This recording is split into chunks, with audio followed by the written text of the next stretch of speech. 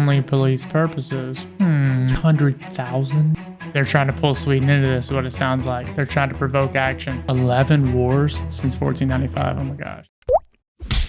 What is up? Welcome back. Today I'm reacting to a video titled, Why Didn't the Nazis Invade Sweden? This is a documentary. This is actually so interesting. I had to click on the title because I don't know anything about this in regard to Sweden, so I need to learn more. What's up? If you haven't met me yet, my name is Aaron, and this is Aaron Arnold Reacts. Through this channel, I'm discovering everything about Europe, yes, including Sweden, the people, the culture, the history, the sports, the food, anything you can imagine. We will be watching and reacting to. Europe is so beautiful, and there is so much to see. If you're here for the very first time, the goal with this channel is to laugh together, to learn together, and to have fun together. I post videos every single day, so you're always going to have something to watch. Make sure you go ahead and hit like and subscribe, and you will see another video just like this in the future. Now, let's learn about this part of Swedish history. Sweden was one out of 9 nations that managed to keep up an official status of neutrality throughout the Second World War. Okay. Sweden came into the war as a paper tiger, militarily weak, isolated, and economically dependent on nations like Britain and Germany. To survive, Sweden had to maintain trade with both the Axis and Allies, lest she be cast as a co-belligerent and risk the threat of invasion. Though officially she remained neutral, Sweden certainly performed numerous unneutral actions during the war. In this video, we will explore what these actions were and examine how Sweden walked the razor's edge between peace and conflict during the deadliest war in human history. Since 1495, Sweden has fought 11 wars with Russia, and in 11 wars since 1495, oh my gosh. 1809 lost their final war with them, and Finland in the process. Consequently, Sweden's king, Gustav IV, was deposed during the coup of 1809, and Sweden lost her role as a major regional power. This began the neutral policy of 1812, in which Sweden chose to renounce her traditional involvement in the Eastern Baltic, and began a phase of neutrality that arguably lasted for 200 years. During World War I, the conservatives in the country and the Swedish royal family wanted to join the fight on Germany's side, but Prime Minister Hjalmar Hammarskjöld held firm onto his country's policy of neutrality. Sweden remained neutral during the Great War and traded with both the Entente and Central Powers, albeit exporting far more to Germany than she did to Britain or France. Sweden paid. Yeah, so you mentioned that Sweden needed to stay balanced, so it's interesting to hear that they were actually supplying one side more than the other.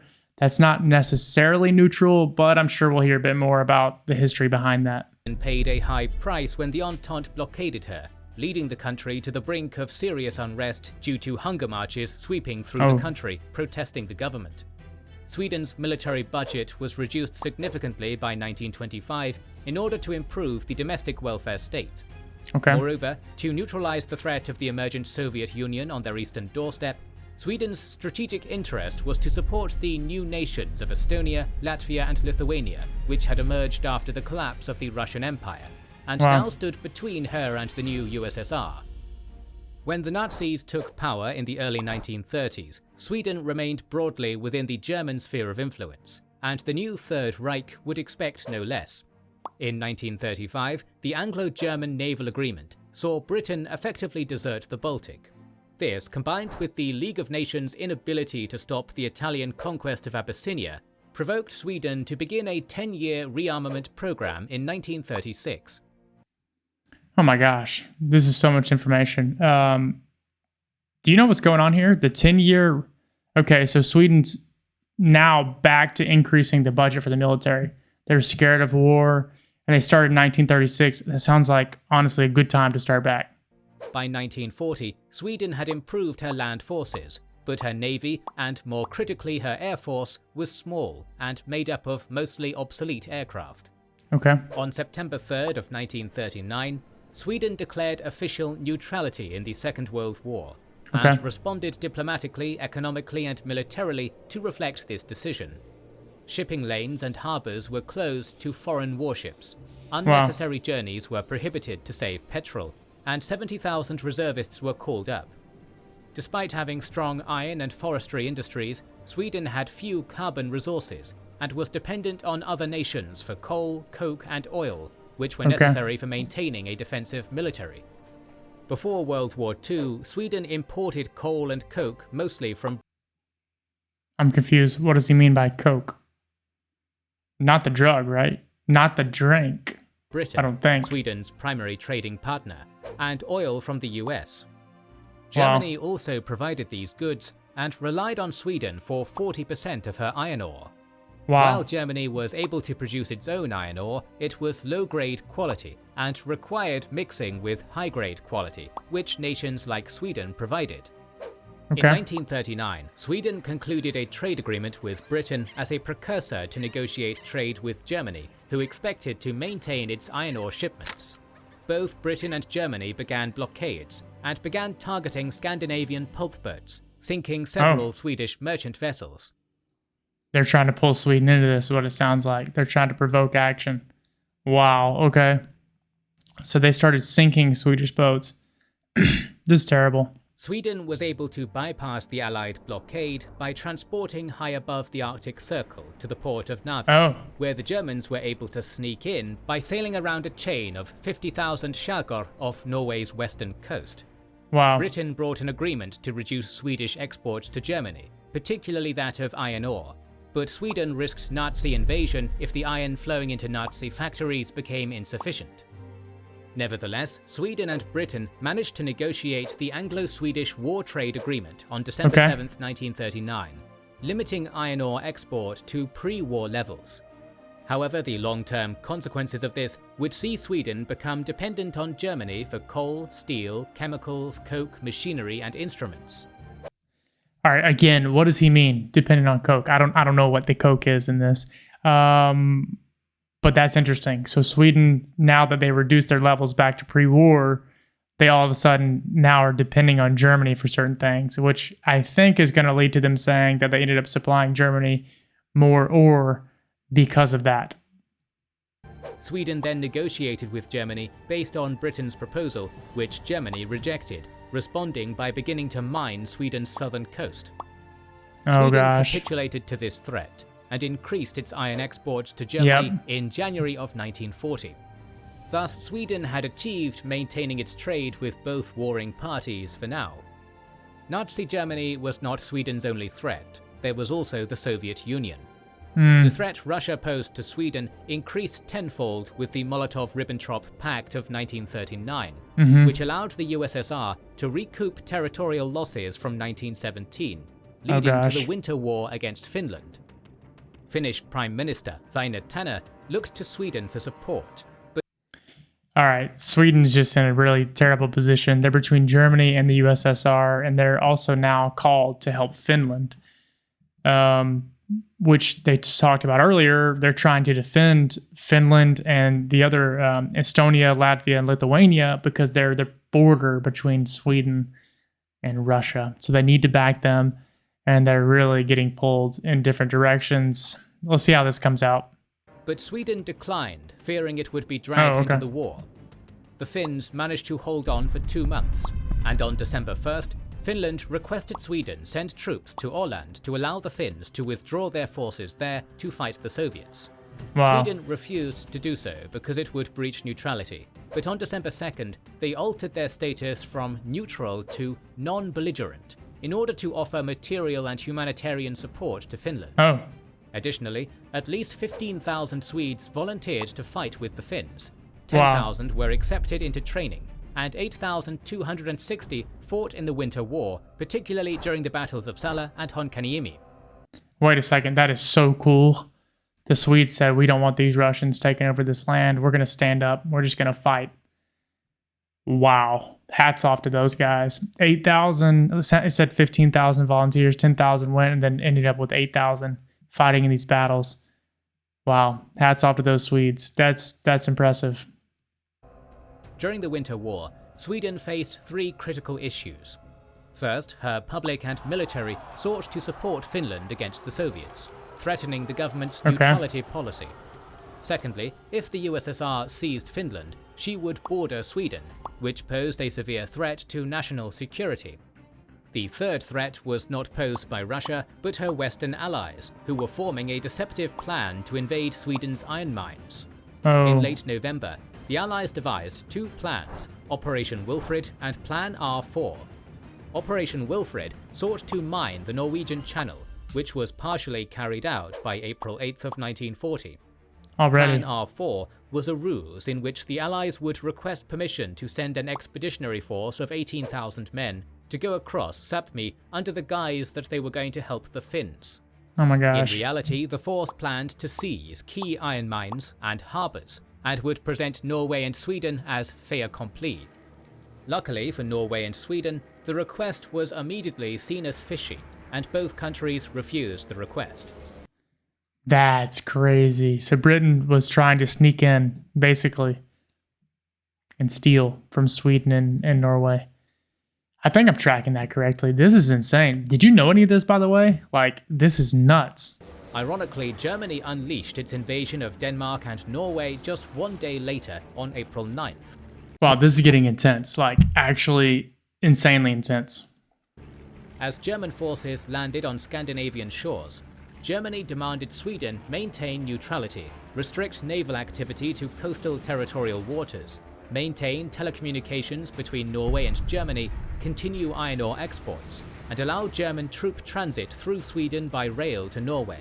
For Germany feared the Allied Navy would strike their troop transports. Sweden conceded to allowing civilian and humanitarian supplies to be transited on April 19th, but refused military transit for 2 months. Hold on a second. So Sweden's basically supplying Germany, and they're supplying Finland against Russia, while also trying to maintain their own country. They're non-belligerent neutrality. So just sending goods. That's interesting. The British blockade efforts tightened, threatening Sweden's vital imports for oil, prompting Sweden on May 7, 1940, to request Britain lessen the blockade to maintain their Anglo-Swedish war trade agreement. Oh, interesting. Britain refused, leading Sweden to become totally dependent on the Axis for oil, which supplied only a fraction of her requirements. Looking for alternatives, on September 7th, Sweden signed an agreement with the USSR to export goods in return for oil. But the commencement of Operation Barbarossa and Germany's invasion of Russia would eventually kill this trade deal in the crib. Oh my gosh. Sweden watched as fellow neutral countries, Belgium and the Netherlands, were invaded on May 11th. On May 15th, Sweden conceded to unarmed sailors transiting her waters, but still refused to allow foreign infantry or war materials through its territory. Wow. Luckily for Sweden, the Allies pulled out of Norway on June 7th, and Norway surrendered on the 11th, ending the issue. However, Germany pressed for it still, and on June 18th, under immense threat, Sweden caved into the demands, allowing unarmed infantry to travel while on leave, infamously known as the leave traffic. Wow. Sweden was now surrounded. Wow, Sweden's in a really terrible position. They were scared of Germany, so they were supplying them. Part of the supplies allowed them to grow stronger. Because they grow stronger, now they invaded the other neutral countries, and now Sweden is completely surrounded. They no longer have a deal with the USSR. Yeah, they're in a terrible position right now. To her west, Germany. To her on top of that, they're also still dependent on Germany for oil because the UK has made a blockade from the US oil. East, the USSR. Sweden faced the likelihood of another Soviet war against Finland, further concession demands from Germany, and a new naval blockade at Skagerrak, making her dependent on the Axis. To top it all off, the political situation at home was growing more tense by the day. Sweden vitally needed specific supplies to survive. Thus, the three nations came to a mutual agreement, the Leidtrafiken, or Safe Conduct Traffic. Henceforth, both the Allies and Axis would periodically threaten to limit or break the agreement to pressure Sweden with further demands until the end of the war. In 1941, Sweden began... Hold on a second. That was all in 1940 and 1939? And the war didn't end until 1945? Oh my gosh. Began to notice a buildup of German forces in Norway. On March 22nd, Germany demanded 76,000 troops be transited through Sweden, prompting the March crisis. Oh no. Sweden mobilized 80,000 reservists, fearing an invasion. But the next day, Germany stated they made an error and only needed 16,000 troops transited, so Sweden acquiesced. Meanwhile, the Soviets had been making aggressive resource demands on Finland, prompting Finland to seek help from Germany. Germany began secretly arming Finland, and on August 18th, Finland agreed to allow Germany to set up supporting bases along the Arctic Truck Road. Oh no. So this is crazy. So because Russia's involved here in invading Finland, this now allows Germany to have even greater extension into Sweden and into Finland. In January of 1941, the USSR demanded Finland relinquish control of Petsamo and her adjacent nickel mines, but this time Finland firmly said no, having been informed of the upcoming Operation Barbarossa. Germany withdrew from the Leystrafiken and reduced exports to Sweden in March, and on June 7th, Swedish intelligence learned of Operation Barbarossa. At 7 AM on June 22nd, Germany demanded the transit of its 163rd Infantry Division over Swedish rail to Finland, beginning the Midsummer crisis. Oh my gosh. The demand triggered a furious debate among Sweden's politicians. Prime Minister Per Albin notified King Gustav V.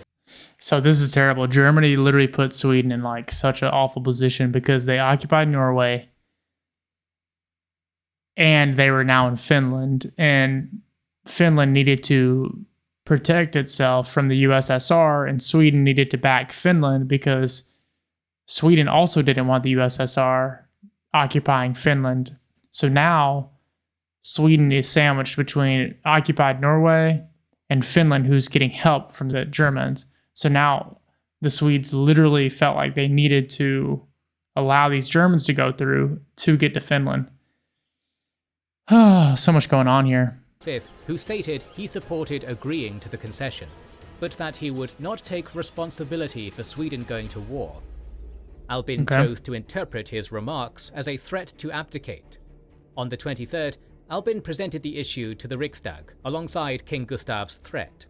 The Riksdag was heavily divided on the issue, but by June 24th, pro-Finnish anti-Soviet sentiments and Germanophilia won a majority. On June 25th, Germany received a one-off yes. During the Continuation War, Finland regained her lost territories, but refused to support Germany's attack on Leningrad, knowing this would end chances of negotiating with the USSR. The Soviets looked to Sweden to broker a peace deal, and Sweden wanted to avoid conflicts with all parties. An agreement came on September 19th of 1944, with Sweden managing to thwart war again. After the Soviet victory at Stalingrad, Sweden officially recognized the Norwegian government in exile, established diplomatic contact, and got Germany to allow her to provide charity goods to Norway. When the German army began its retreat from North Norway in 1944, Sweden began to secretly import war materials from Britain to Stockholm and then to North Norway via American aircraft. In 19... Wow. How in the world were they doing this secretly via aircraft? So Americans, this is how they were getting involved too. 43. Denmark saw an increase in sabotage operations and strikes, leading to the Germans cracking down. The Danish forces were disarmed as Germany took direct rule. By December, 11,000 Danish troops had fled to Sweden, joining organized resistance groups, including... Wait a second, that's so cool. So the Danish troops fled to Sweden in order to join the Swedes. The battle against the Germans and the Russians. This is crazy. Including 7,000 Danish Jews escaping Gestapo roundups. Sweden began to train and arm paramilitary units of Danish and Norwegian refugees as police troops, under the guise it was to help prevent loss of life and maintain order after German occupation. Wow. It was a significant departure from neutrality, and by 1945 there was a 3,000-strong Danish brigade and 12,000 Norwegian police troops. The Germans objected to the police troops, but Sweden argued they were being trained only for police purposes. By late 1943, the only police purposes. These troops were equipped with grenade launchers and anti-tank weapons. The police force was equipped with grenade launchers and anti-tank weapons. That doesn't sound like police to me. Unusual police equipment. Sweden also began to permit the transit of resistance troops in Denmark and aiding in the smuggling of British-sourced weapons by early 1944.